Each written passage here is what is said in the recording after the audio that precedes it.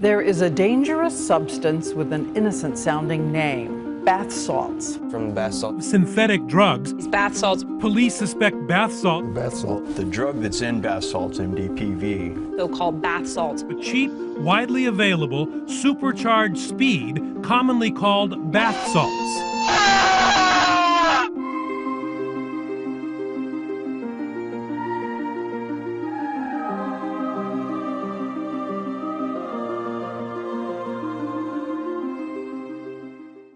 My name is Dr. Anthony Ain, and I'm the Chief Medical Officer for Katy Hospital here.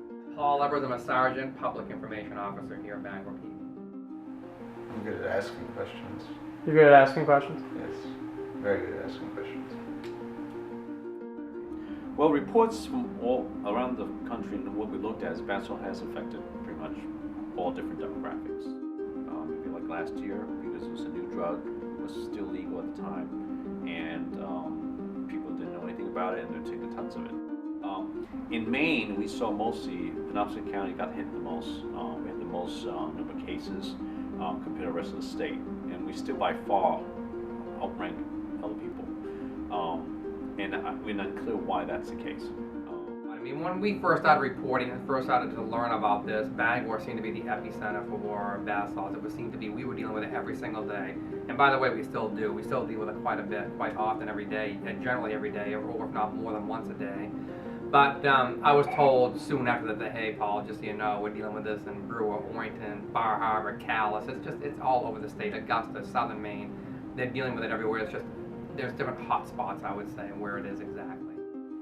It's really just people honestly think that it's everywhere, when really in this area it's been like disbanded. So it's like, you know, it's not like you walk down the street and there's a fucking every third person you see is a bath salt dealer. It's like, you know, you walk down the street and there's the only way to like get bath salts now are either to travel and get them down the southern states because they haven't really had the epidemic yet, and or like you gotta make it yourself, which my buddy has told me he's done. Really? Yeah, I don't know how to do it or anything like that, but he told me, you know, that when he did it, he used to make like a batch and he'd keep like a quarter of it and then sell the other quarter, and you know, whatever he needed for cigarettes or any other. That's the whole danger with drugs, is that especially these man-made ones. This is a man-made synthetic. It's made in a laboratory in a basement somewhere that anyone can do whatever they want with it and to try to kill you. And we also see the migration of the drug age going down now. So we're seeing more, you know, teenagers affected by it, and that's almost expected because we knew, just based on the evolution of any of these drugs in the past, it starts with one group and eventually filters into, you know, the younger population. Emergency room for about 6 years before I came up here, and PCP intoxication was a patient, the type of patient we were seeing almost daily.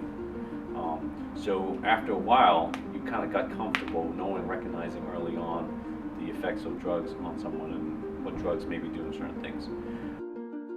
When you're on drugs or on bath salts, it's all being extremely careful of your environment, knowing what's going on, controlling the person, controlling the situation, and if it gets out of hand, being able to subdue or arrest or handcuff someone immediately so they don't hurt you or themselves. Like being on mushrooms or a psychedelic drug, they were hallucinating, seeing things that weren't there, but more so in this, it's more of a paranoia that people were following them, trying to kill them, trying to rob them, trying to hurt them. That was, even though PCP had some of those, people would feel that way, but it wasn't always the paranoia and anxiety associated with someone's trying to kill me. This bath salt seems to have that component almost every time. I know some people that used to, but are, well, they're thankful, and I'm very thankful that they're not using it anymore.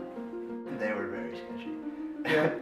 He was an addict for like 8 months, I think, something like that. And he's told me stories about, he was in some trailer park with a couple of his buddies, and you know, they always used to find like a kind of a safe place, you know, safe haven to do it. They wouldn't be fucking running around out on the streets just shooting everything up everywhere. They would actually go somewhere, you know, some place that they could do it without being bothered. And you know, he would tell me stories of how there were times where he would like sit on the couch just like looking out the window, like, you know, just staring for cops, like or whatever, you know. I guess it's just like once it gets a whole unbelievable trick and sack. Like I saw a lady walking down the street, tears in her eyes, could clearly tell this lady had no idea where she was going, where she was at the time, could not even like concentrate on what was going on.